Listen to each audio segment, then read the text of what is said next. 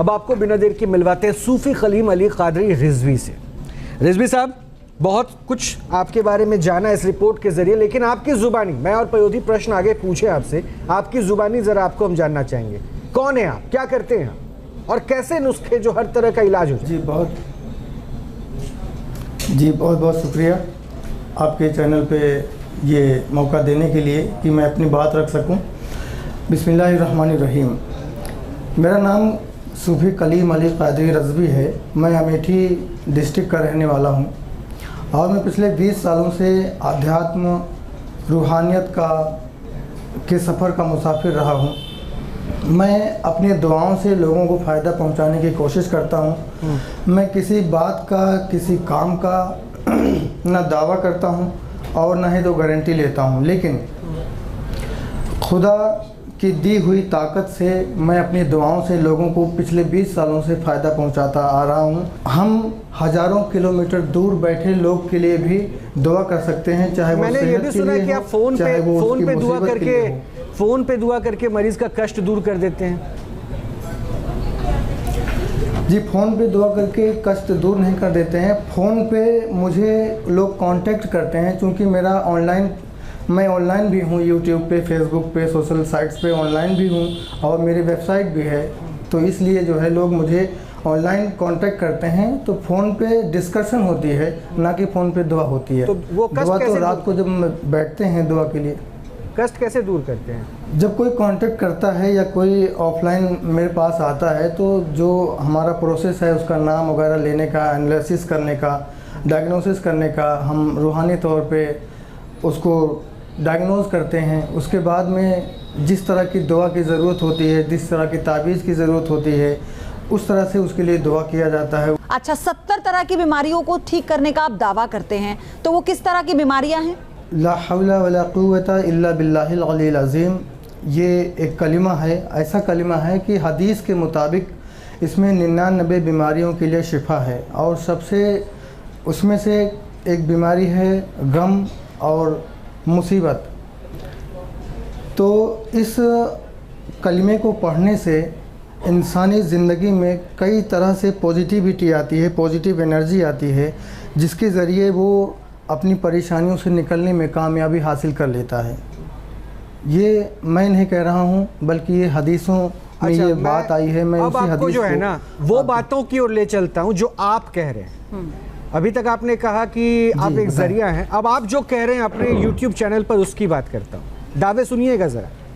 आपके मुताबिक औलाद पाना, औलाद सुधारना, बीबी को सुधारना, पति को सुधारना, नौकरी पाना, तरक्की पाना, बीमारी से इलाज, कारोबार में तरक्की, तंगी परेशानी, सुकून पाना, फर्जी मुकदमा, मोहब्बत पाना, मोहब्बत भी आप दिलवा देते हैं, विदेश यात्रा, दुश्मन से छुटकारा, हर ज़रूरत के लिए। इतना तक तो ठीक है। वो आपका पहला विंडो खुलते ही एक वीडियो आता है जिसमें आप ये बताते हैं। 3 दिन की गारंटी भी आती है, 3 दिन की गारंटी भी मेंशन होती है, और आपने कहा हम गारंटी नहीं लेते। आपके ही एक वीडियो में आपने थंबनेल लगाया हुआ है अमीर होने की गारंटी, या आपके वीडियो में, मैं नहीं कह रहा, चेक कर लीजिए, मोहनी मंत्र आप देते हैं। 1 घंटे में दुश्मन को आप मिट्टी में मिला देते हैं, खजाना कैसे हासिल करे वो आप बता देते हैं, दुश्मन को नागिन डांस आप करवा देते हैं। तो ये दावे कहाँ से करते हैं? ऐसा क्या मंत्र हो जाता है? गुमराह करना, आप किस बिहाफ पे कह रहे हैं कि गुमराह करना हो गया? ये आप परी को ये आपका है ना, परी को वश में आप करवाते हैं, ये गुमराह करना नहीं है। आप आज के आधुनिक युग में परी को वश में करवाते हैं, परी के 99 जिन्नातों को आप वश में करवा देते हैं। 1 दिन का ये पूरा यंत्र होता है। ये तो आपका वीडियो है, ये सब आप अपने YouTube चैनल पे दिख रहे हैं, मैं थोड़ी ना बोल रहा हूं। आपने सर पूरी वीडियो देखा है, उसमें किस तरह से मैंने गाइड किया यानी है। आप जो है पैकिंग ऐसा कर रहे हैं कि सामान बिक जाए आपका? नहीं, ऐसा नहीं है। आपने लिखा है। उस पूरी वीडियो को आप देखेंगे। अच्छा सुनिए तो सही मेरी बात, तो 1 मिनट सुन लीजिए। बोलिए।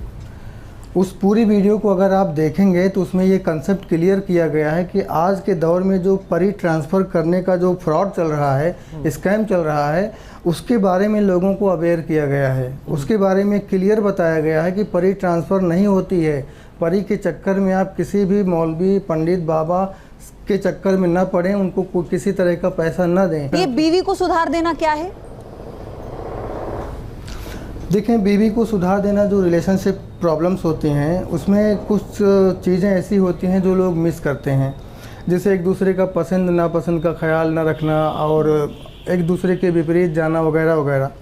तो अगर ऐसी कोई बात होती है तो हम उसे समझते हैं दोनों से बारी बारी मिलके और उसके बाद में उसे सही करने की सलाह देते हैं। फिर उन दोनों में एक दूसरे के लिए मोहब्बत पैदा हो, एक दूसरे के लिए गहराई आए, एक दूसरे को समझें, इसके लिए दुआ करते हैं। एक और बात मेंशन थी आपके वीडियोस में कि अगर कोई दुश्मन है तो उसे लकमा मरवा देते हैं आप, तो ये आप कैसे कर लेते हैं? ये कौन सी विद्या और ये कौन सी सिद्धि साधना?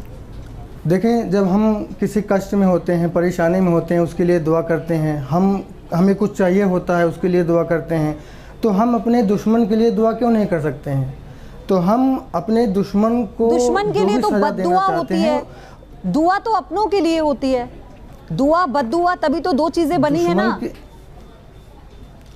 देखें, बद्दुआ तो तब कहलाती है जब हम दुश्मन को डायरेक्ट कहें कि तेरा नाश हो जाए, तेरा सर्वनाश हो जाए, तू लूला हो जाए, तू लंगड़ा हो जाए। अच्छा। तो बद्दुआ तो वो होगी ना। तो आपके दुआ तो ये है कि आपके जरिए दुआ करवाएंगे। हे भगवान, हमारे ज़रिए दुआ ना करवाएं। मैंने किसी भी वीडियो में ये नहीं कहा है कि हमारे ही ज़रिए दुआ कराएं। मैंने तो उनको ये दुआ सिखाई है कि अगर आप वाकई दुश्मन के शरारतों से, षड्यंत्र से परेशान हैं तो आप अपनी बात को, अपनी फरियाद को रब की बारगाह में रखिए, जो सबसे बड़ा मुंसिफ है, जो सबसे बड़ा जज है, जिसके यहाँ किसी चीज़ की कोई कमी नहीं है।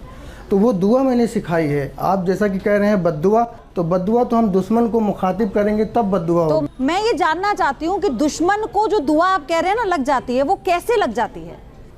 तो देखिए, ऐसा है मैडम कि जब हम किसी पर्टिकुलर दुआ को, किसी पर्टिकुलर आयत को, किसी सूरत को, अल्लाह के नाम को हम उस इंटेंशन से पढ़ते हैं कि हमें ये चीज़ मिल जाए, उसका एक ख़ास तरीका होता है पढ़ने का। अच्छा, अब मैं एक काम कर रहा हूँ, सुनिए, श्रद्धा मैं छोटे छोटे प्रश्न आपसे पूछूंगा और उसका छोटा छोटा जवाब दे दीजिएगा। उसके बाद और मेहमान है, उनसे भी आपको मिलवाऊंगा।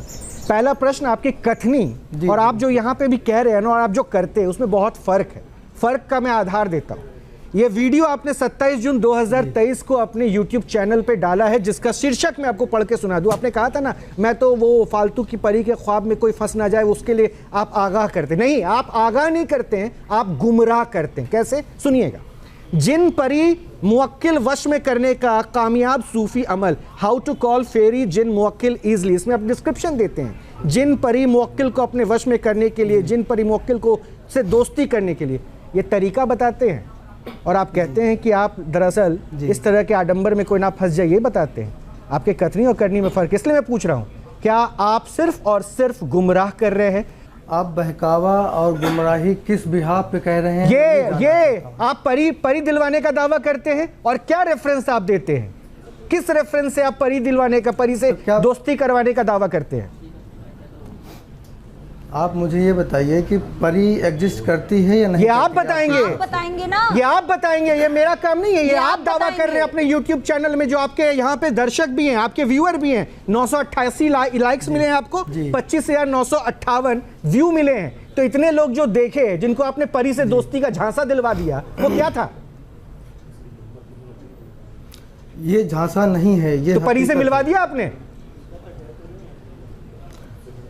परी से मिलवाने का दावा किया है मैंने उसमें। ये बिल्कुल, ये आपका वीडियो है, आप क्लेम कर रहे हैं, मैं नहीं बोल रहा हूं। चैनल, अपना YouTube चैनल फोन में खोलिए और देखिए क्या क्या आपने शीर्षक डाला है हर एक पोस्ट पर। देखिए महोदय, आप समझे नहीं हैं, वो मिलवाने का नहीं है, वो सिद्धि साधना की बातें हैं उसमें। अच्छा, चलिए मैं बिना देर के और मेहमानों से मिलवाता हूँ आपको। कादरी साहब, मिल लीजिए और ये सब भी आपसे प्रश्न पूछेंगे और आप जो बातें कह रहे हैं वो इत्मीनान से कितना समझ पा रहे हैं वो भी सुन लीजिए। हमारे साथ यति चेतनानंद जी हैं, हिंदू धर्मगुरु हैं, डॉक्टर कपिल कक्कड़ हैं, साइकोलॉजिस्ट हैं, फैज़ खान साहब हैं, मुस्लिम स्कॉलर हैं, सलीम वास्तिक हैं। ये इस्लाम धर्म को फॉलो करते थे लेकिन अब ये किसी धर्म के साथ नहीं जुड़े हुए हैं। यही कहूँ वास्तिक साहब आपके बारे में, यही सही रहेगा? ठीक है। और मौलाना शहाबुद्दीन रिजवी साहब है, शुरुआत कीजिए पयोधिया। बिल्कुल, शहाबुद्दीन रिजवी साहब, आपने सुना होगा जो कादरी साहब इतनी देर से कह रहे हैं। मैं ये जानना चाहती हूँ, रूहानियत का जो अपनी परिभाषा रूहानियत की वो बता रहे हैं, वो क्या है वो रूहानियत? क्या रूहानियत में परी के साथ दोस्ती हो जाती है? क्या रूहानियत के जरिए आप अपने दुश्मन पर कुछ ऐसा कर देते हैं कि उसे लकवा मार जाता है? जरा समझा दीजिए हम लोगों को। देखिए, रूहानियत का जो इलाज है वो एक बहुत पाक साफ सुथरा इलाज है। जो पहले सूफिया कराम क्या आपने देखा होगा, पढ़ा होगा, लोग आते थे परेशान हाल, अपने दिमागी जहनी सुकून के लिए वो लोग दुआ करते थे। बेशक दुआ में बड़ी ताकत है और बड़ी क़ुव्वत है, तो दुआओं के ज़रिए या कुरान शरीफ की आयत को पढ़ के दम कर देने में उसको सुकून मिल जाता है। तो ये यहाँ तक तो बात ठीक है। और जिस तरीके से जैसे अभी आपने बताया कि परी से दोस्ती करा देना, ये सब फजूल की बातें हैं, ये इस तरह की बातों का कोई वजूद नहीं है। और आदमी को रूहानियत जो है सुकून देती है। रूहानियत किसी के लिए बददुआ नहीं करती, किसी के खिलाफ नहीं जाती है कि कोई अगर मुखालिफ है तो उसको लकवा मरवा देंगे या उसको नुकसान करवा देंगे। नहीं, ये रूहानियत का इलाज नहीं है। रूहानियत जो है वो किसी को नुकसान नहीं पहुंचाती है। मैं एक पॉइंट और ऐड कर देता हूं पयोधी, मैं एक प्रश्न और जोड़ देता हूं, उसका जवाब भी दे दीजिएगा, क्योंकि आपने अपने पीछे किताबें रखी है। इन्होंने जो जो रेफरेंसेस दिए है ना किसी भी धर्म में, मैं तो ये कहता ही नहीं कि पर्टिकुलर किस धर्म की बात करूं, मैं किसी भी धर्म में, क्या किसी के लिए बद्दुआ देने की बात किसी भी धार्मिक पुस्तक में लिखी हो सकती है? क्या किसी के लिए बद्दुआ देना कि उसको ऐसे हो जाए, लकवा मार जाए, उसका दुश्मन नागिन डांस करने लगे, क्या ये संभव है? क्या कहीं लिखा होता है क्या? ये वो करवाते हैं। देखिए, मैं सबसे बड़ा एक वाकया पैगम्बर इस्लाम हुजूर सल्लल्लाहु ताला अलैहि वसल्लम का बयान करूं, उससे उस वाक़े से आपको बिल्कुल समझ में बात आ जाएगी। जब मक्का में थे हुजूर सल्लल्लाहु ताला अलैहि वसल्लम, वहाँ पर कुछ लोगों ने परेशान किया, तो हुजूर पैगम्बर इस्लाम ने फैसला किया कि मैं ताइफ में जाकर के रहूँगा, और वो ताइफ में चले गए। ताइफ में जाने के बाद वहाँ पर और मक्के से ज़्यादा वहाँ पे परेशानियों का सामना करना पड़ा। फिर वो ताइफ से मक्का फिर वापस आ गए और वहाँ अपने जो परिवार में, ख़ानदान में शिकायत की। वहाँ हज़रत जिब्रील आते हैं और कहते हैं कि पैगम्बर इस्लाम, अगर आप इजाज़त दें तो मैं ताइफ के लोगों को दो पहाड़ियों के बीच में जमा करके उनको मैं चकनाचूर कर दूं, दबा दूं दोनों पहाड़ियों को, खुदा ने कहा है। तो हुजूर ने फरमाया कि नहीं। इतनी दिक्कतों के बाद भी उन्होंने ये कह दिया कि उसको कष्ट नहीं देना। तो फिर ये जो कष्ट दूर करने का दावा करें, तो इनका तरीका क्यों क्वेश्चन मार्क के साथ ना जुड़े?